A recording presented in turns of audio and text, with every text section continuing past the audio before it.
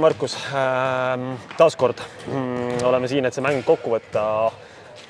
Võib öelda, et tegelikult jah, külla tuli küll Eesti meister ja Kalev Cramo on praegu näidanud ikkagi väga ulmelist minekut erinevates sarjades, kus nad mängivad. Aga põhjust silma maha lüüa ei olnud mitte mingil juhul, et mängu ju tegelikult oli, või kuidas sinul tundus?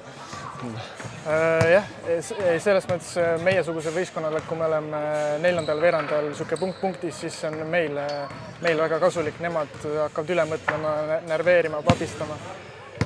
Ja nii täna meil õnneks läks, aga lõpu me ei suutnud ära vormistada. See oleks meile suur boonus olnud tegelikult. Teine selline kaotus, raske tegelikult. Aga nüüd tuleb pikem paus, koondise paus.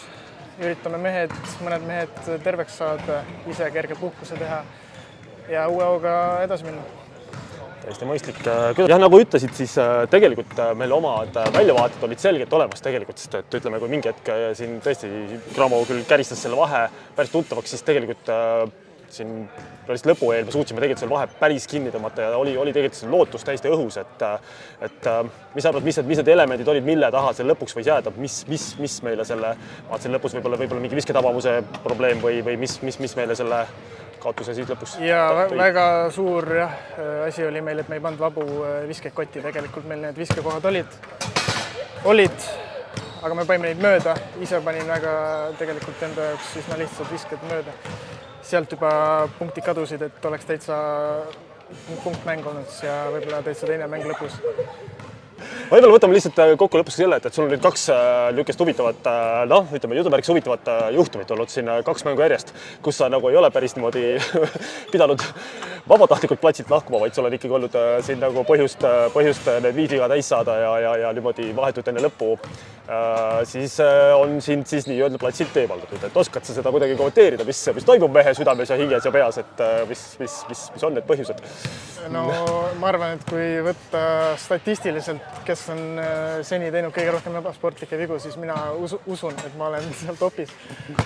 Mitte tahtlikult muidugi,